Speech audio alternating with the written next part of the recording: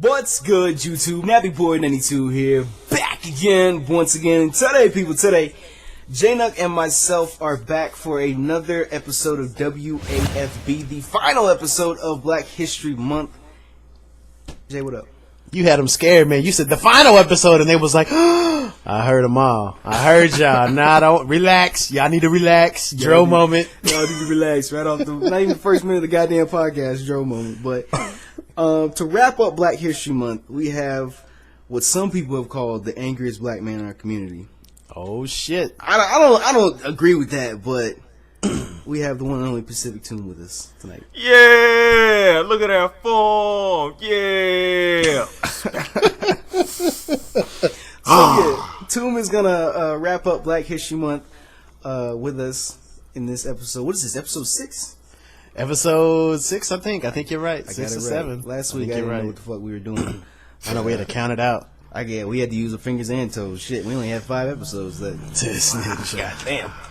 Anyways, take it away, Jay. Take it away. All right, Tomb. So I have a couple of things. First, before we get into the nitty gritty, to the meat and potatoes of what I want to ask you. Recently on Twitter, I noticed, and I participated in this. Everybody seemed to be trolling your picture. What was that all about, man? How did that? I don't know, man. I really don't know. I think it's like I disappeared for most of the day. I went to go do something, and then I came back, and I see nothing but black and white Twitter pictures. It's just like, and I coined that first. Like I made that like almost a year ago, right? And I use it every now and again, and then I put it up, and then Sarcasm and Blacklight were just like, hey yo, let's do National PacificTomb Day. And I was just like, I think I blocked a good like 30 people. I need to unblock them people, but I don't know what was up. I really didn't know. And dude, every link I clicked on my timeline, I was like, it's Tomb again. It's Tomb again. Like every freaking link. I didn't know what was going on. I was like, screw it, I'm gonna participate. And I was like, face reveal, and I posted. It's like so many people were clicking on it. They're like, "Oh, I thought it was you. I'm sorry." Like somebody was actually tweeting Sarcasm, thinking it was me. Wow. I swear I ain't gonna lie. I thought it was when he first started doing it, and I think he which one was it? It wasn't the one that when you were sitting in the car. I don't remember which one it was because they copied like 3 or 4 of them from me, which to me it's like, okay, haha, it's funny like the first hour. And then you come back 3 hours later and you're like, what the fuck are you still doing? And then like 4 days later, they still copying pictures from me. It's like, dude, relax. I was like, I think the first one was me sitting in the car and they were putting my face on everything. Like, like at one point, I saw my face on Obama's body. I saw my face on Wing's body. I saw my face on Woody's dog's body. I was everywhere. I never thought that. It's like, I'm not a vain person, but I got sick of seeing myself. Like, well, you doing something right. I mean, shoot. Everybody. Yeah. I'm talking everybody on my timeline, bro. Just Tomb link after Tomb link after Tomb link. And I'm just like, all right. What the hell is going on? I had no idea what was going on, so I said, if you can't beat them, yeah, that was, had to that join was the party. I was confused. I was so confused as to what was going on. So, and then Saul went and made a goddamn video about it, and that's when I was like, all right, stop. Yeah, Saul made a video and Blacklight made a video, and I was just like, can we let it die? Like, like, can I have my timeline back? Like, I'm tired of seeing black and white, for real. That shit. Okay, so moving on. Obviously, you've had enough of that. So, moving on. In my tenure knowing you, on Twitter and stuff, getting to know you and stuff, I've noticed that you're a pretty fashionable guy. You're really into your gear.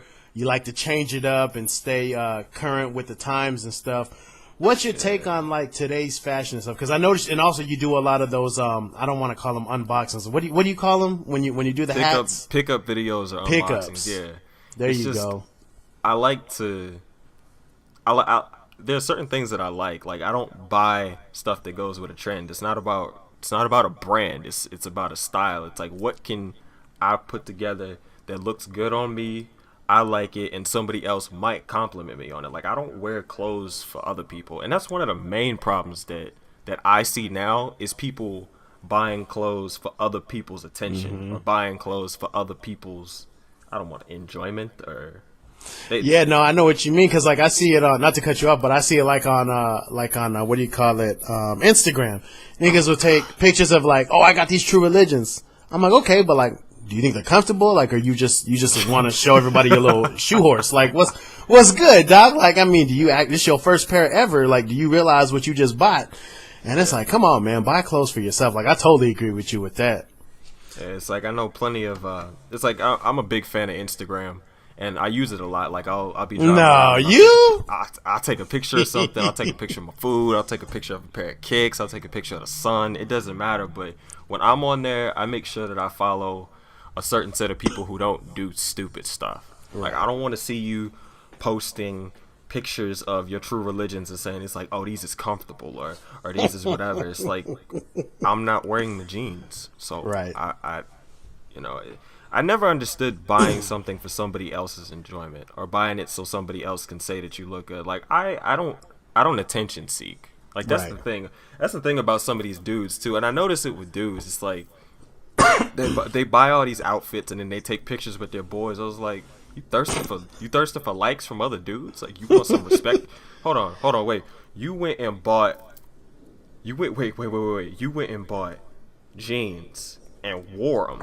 And put a stupid caption on them with a filter and some sunlight with your boys, and then posted it, and then you ask for likes? Nah, father your sons. Seriously, I think you might have some competition on Instagram now, Jay.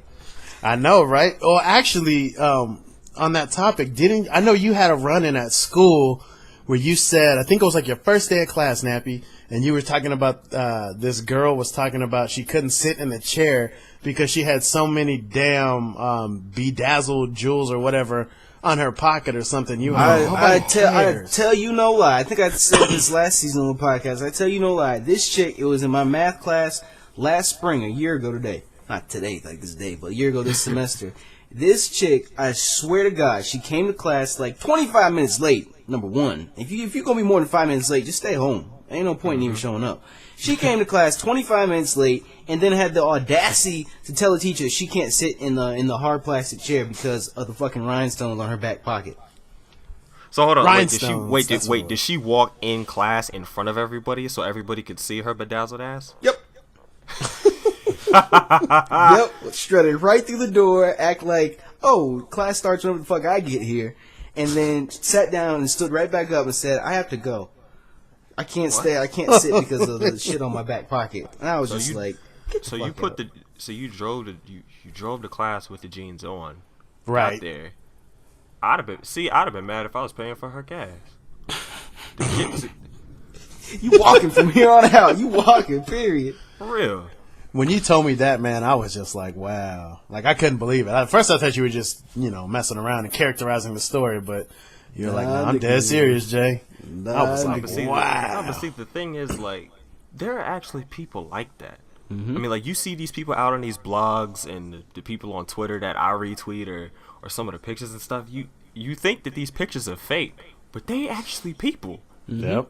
And there are people actually out there in the world who go out looking toe up from the flow up on purpose for people's attention. It's just, it's retarded. That's you said it earlier. Don't do. I mean, my Twitter bio, the first fucking line says, "Don't be someone solely for validation from someone else," and that's like the motto that I live my life by. And it's like, everyone has their own separate standards. Like to me, I could give a fuck about the name brand of my shoes. If I'm happy with what I got, then I'm happy. Period. If tomorrow I decide I want to go out and get Jordans from here until the day I die, then I'm gonna do that. But if I'm happy with just this busted ass pair of Reeboks, then I'm gonna wear a busted ass pair of Reeboks. And I don't give a fuck what the next guy says. I'm wearing some Dances with Wolves house slippers right now. These are moccasins. You got the Kevin Costner's, nigga? Yes. Yeah. Kevin Costner's on. They got the fur in them too. You got the Air Tatankas, nigga. Whew. Yes. No, so the first run-in that I had with you, actually, with all that I remember you had asked me, you hit me up, and you was like, yo, man, I see you blinging on the wrist, man, what's up with them Shambalas, and you was asking me about it, so that's when I knew, I was like, okay, out of everything in the vlog, he noticed that. So I was like, okay, this is a fashion dude. So I knew your fashion game was on par. So and I appreciated it too. I still got that bookmark too. Because I was like, man, I want somebody. I mean, I wore these because I admit it. I got a little attention whorish. I was like, I was trying to show off a little bit of shine because I liked how it looked. And so I'm not gonna lie, man. I was like, okay, somebody noticed. Was you taking pictures with your boy with the sunlight on Instagram and shit, Jay? Not with my boy, but I was Instagramming them like a motherfucker. I was like, Shine Ballers and G-Shock. I was guilty of it. Yeah, we go through phases. But I see J-Nuck, he's out here with his dude likes Kobe's. I noticed that. I saw your review on the Kobe's too. I liked it. I was like, yeah, I see you. Okay. I can level with you now. Jay smoking hookah in his fucking Batman Joker. Kobe's. Here we go. Batman Joker. Kobe's. I don't know. I don't even know that's what they call. When I first met Jay, he had some like unboxing video from like 2 years ago on his channel, and there was like some lime green and like highlighter purple. It was the cheetahs. The Christmas Day. The Christmas Day. Oh, the Christmas yeah, the Christmas ones. Okay. Yep. And I went and searched your channel too, because I remember you said something about shoe unboxings, and you had a pair of Kobe's that you had just picked up, and I was like, what? That's my nigga. I ain't even got to meet him. I don't got to see nothing else. This nigga rocking Kobe's too. Yo, we family. I was actually about to. I got a list of kicks that I want to pick up this year, and I was about to go. I was about to see if I could find my first pair tonight. I don't know what I'm gonna get. We got an exclusive on WAFB. We gonna let them know here first. No, I'm playing. About to do a pickup video in the middle of the damn podcast. Yeah. But I'm just like, I actually for one time I live streamed during the summer. It was like late. I finished playing the game. I started screen capping my web browser. I went shopping for kicks. I was like, yo, find me these. Damn. I was thrilled. I was quite happy with myself. That's what's up right there. Anyways, moving on from the topic of fashion and shit. Not that that's an issue or anything, but the real reason that we brought you on the show is because you black as fuck.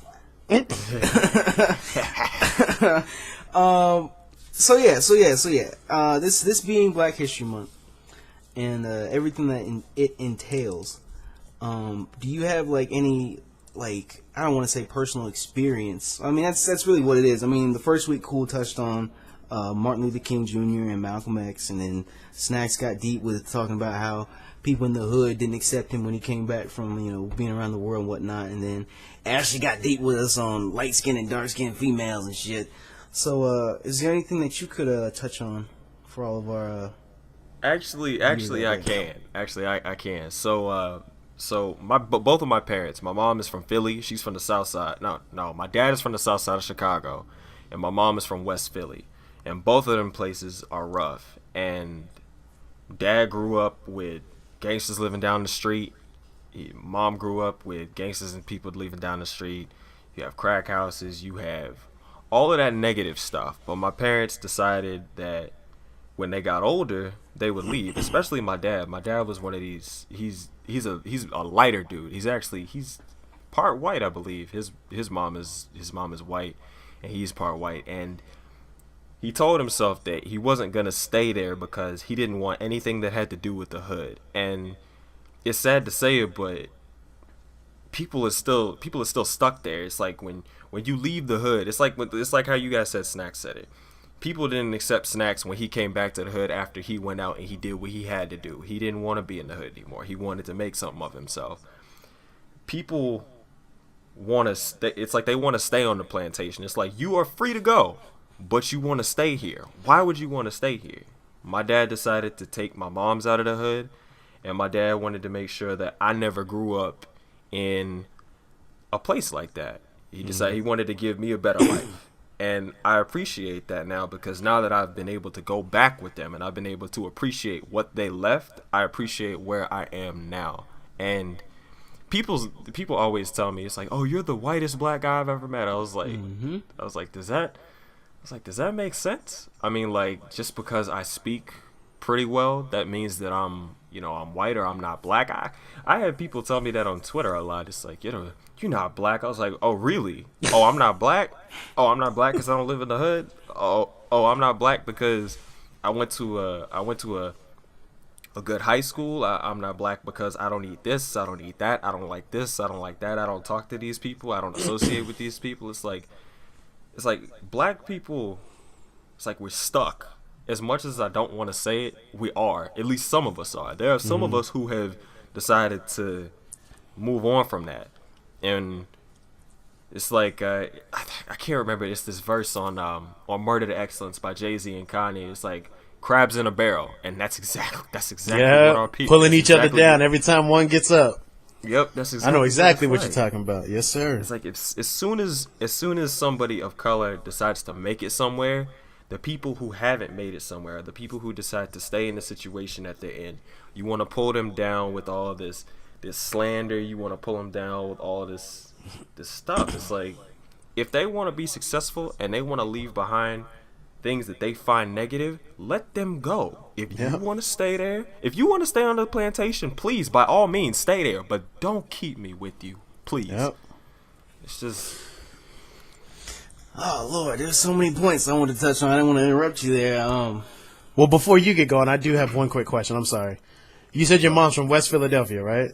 Mm-hmm. Born and raised? Yeah. On the playground? Did she spend most of her days? This nigga. I was trying to troll you. My bad, I had to. You're the whitest Asian person I know, Jay. Goddamn. Anyways, no, I mean, I can definitely connect with you on that whole whitest black person thing. For the majority of my life, I grew up in predominantly white areas, white cities. I started school in West Virginia.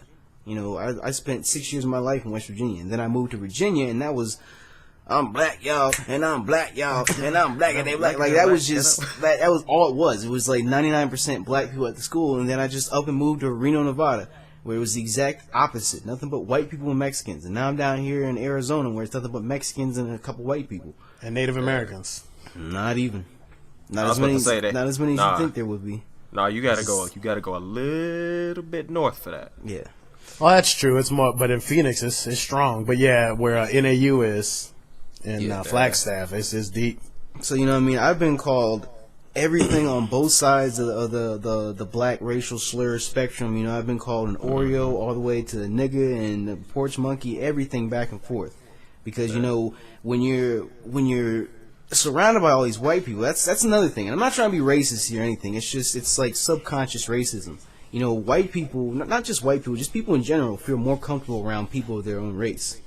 Mm-hmm. So, like all these white people sitting in this classroom around me, they're opening their mouth to say some dumb shit. And me being the only black person in there, what am I going to do? You ain't going to say nothing. Yeah, exactly. I know. Yeah, it was like that in my math class, my senior year. The 4 years that I was in high school, which was a private high school, by the way, I was the only black kid for 2 years, and then 3 other black people came. And that was it.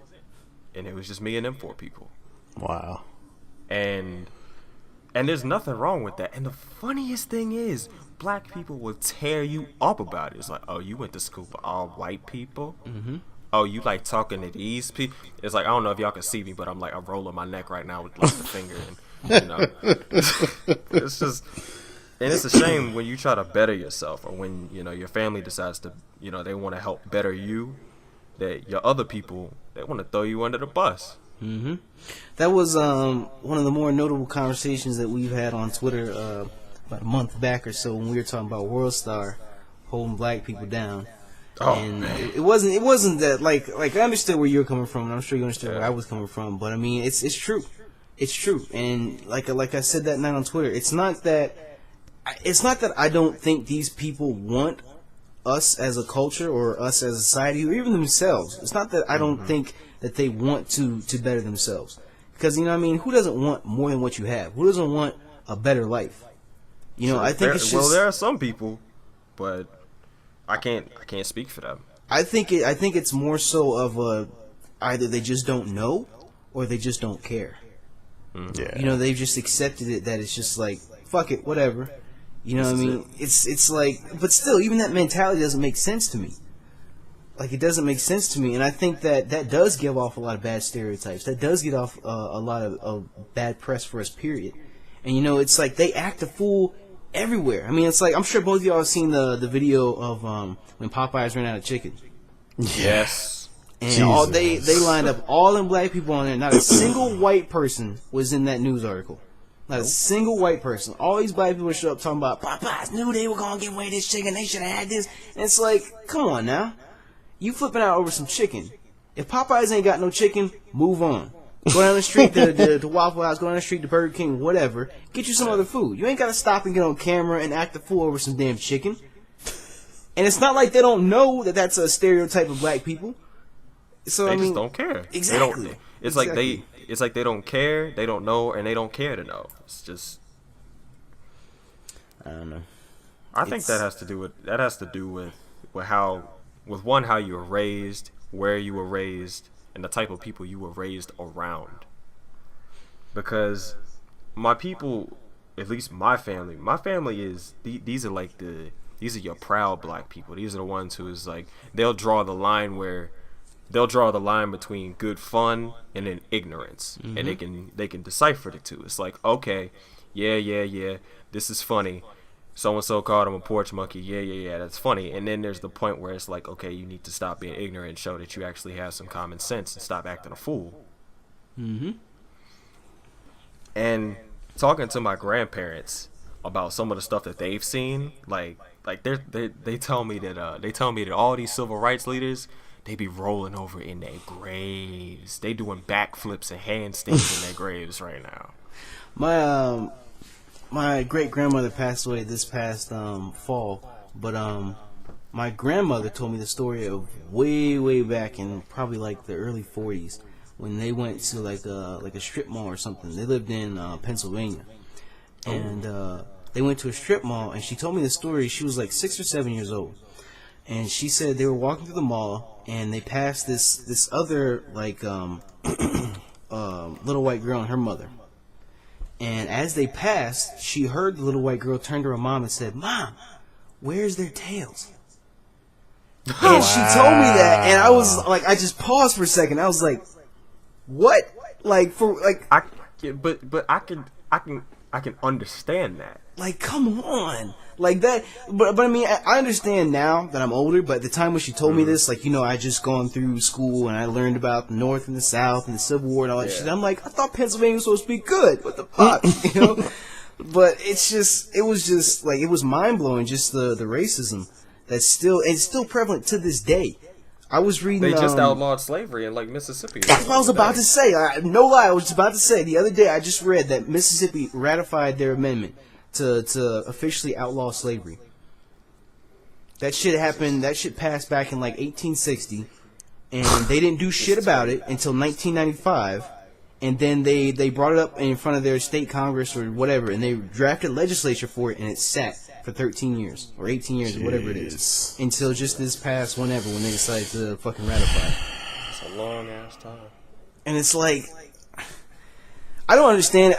Number one, like, I watch all these KKK specials. Like, I take time out to watch them. Whenever I see something about the Westboro Baptist Church or anything like that on the History Channel or whatever, I take time out to watch because I'm trying to understand. Like, I don't get it. Like, I don't think you can understand it, though. That's another thing that I keep thinking about. It's like, I don't understand why. Like, why is there that hatred? Why is there that so much effort put into it? You're not. Maybe this is probably one of the things that you're just not supposed to understand. Yeah. Maybe I'll never find an answer to it. But I mean, it's like, could you imagine like what you could do with all that time and all that effort? Yeah. What all the good you could do. Yeah. Focusing that towards hate.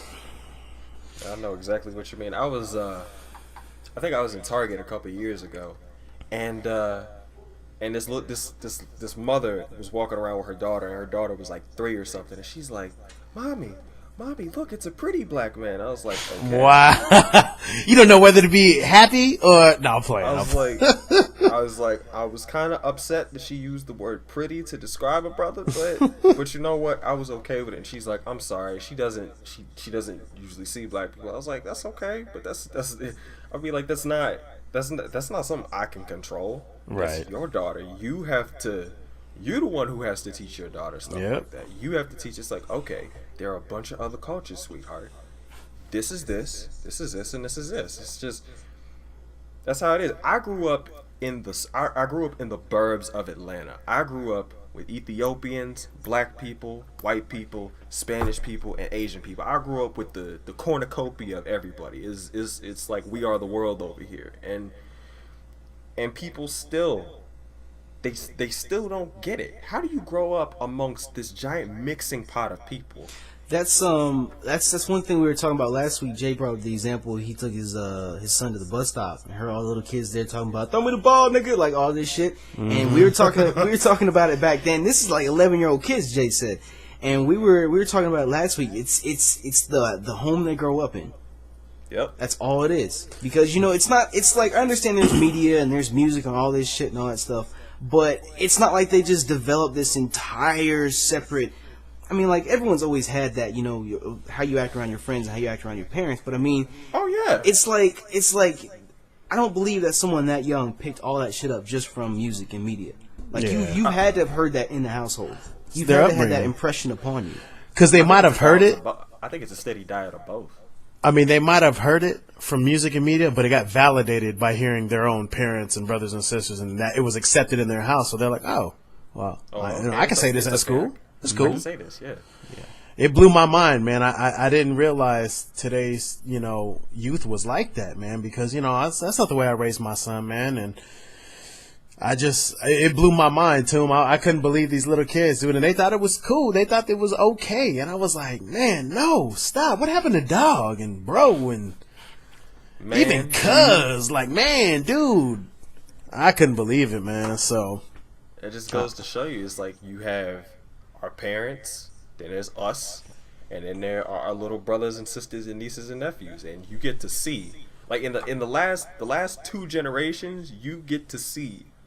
I don't want to call it a decline, but that's what it is. You get to see the stuff that's changed. Just like our parents' they were the ones who decided to raise us in a specific way. That's why grandma and grandpa always did stuff right, and that's why you have grandmothers raising people instead of their mothers. But after that, it's like the parents just started to let stuff go, and it's like, oh, you want to say nigga in my house? Okay.